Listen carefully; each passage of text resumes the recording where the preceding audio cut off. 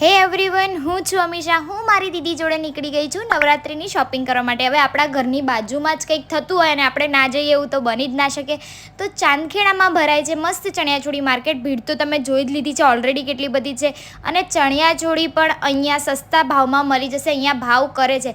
આઈ નો અમદાવાદમાં હાલ ક્યાંય ભાવ નથી કરી રહ્યા, પણ આ લોકો તમને ભાવ કરી દેશે. અહીંયા આપણને કાચી વર્કની લેસો પણ મળી જશે. નાની છોકરીઓની ચણિયાચોળીઓ પણ છે, અજરકની ચણિયાચોળીઓ પણ હતી. પણ અહીંયા એવું હતું દુપટ્ટા તમારે સેટ કરવાના રહે, બ્લાઉઝ ને ચણિયા ઓલમોસ્ટ હતા અને ઘણી બધી જગ્યાએ ફૂલ પેર પણ હતી.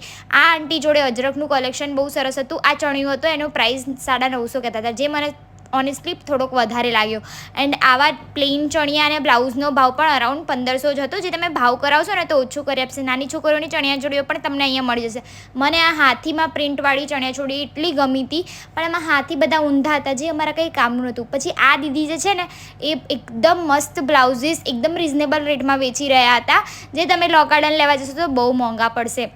આ એમની બાજુમાં જ આ ભાઈ હતા, એમના ત્યાં અજરકના ચણિયા અને બ્લાઉઝનું કલેક્શન મસ્ત હતું. પછી એક અંદર આ દીદી બેઠેલા, એમની પાસે મસ્ત મસ્ત સેટ હતા 100 રૂપિયામાં. આ હેર ક્લિપ્સ છે એ 100 રૂપિયામાં છે, કોઈ પણ લો. આ સેટ પણ છે 100 રૂપિયામાં, તો વર્થ ઇટ લાગતું હતું. તો એ બહુ સરસ હતું. પછી અહીંયા તમને દુપટ્ટા માટે પણ એક સ્ટોલ જોવા મળી જશે. ત્યાં તમને બહુ બધા દુપટ્ટા જોવા મળશે. અને અમે નીકળતા હતા ત્યાં સુધી તો ભીડ કંઈક વધારે જ વધી ગઈ હતી. હું આ લઈને આવી છું, જે મને પડ્યું છે 100 રૂપિયામાં. અને આ સેટ પણ મિસ્ટી માટે લાવ્યા છીએ, એ પડ્યા છે 100 રૂપિયામાં. જો તમારે પણ જવું હોય તો સ્ક્રીન ઉપર લોકેશન આપી દીધું છે મેં. બાય.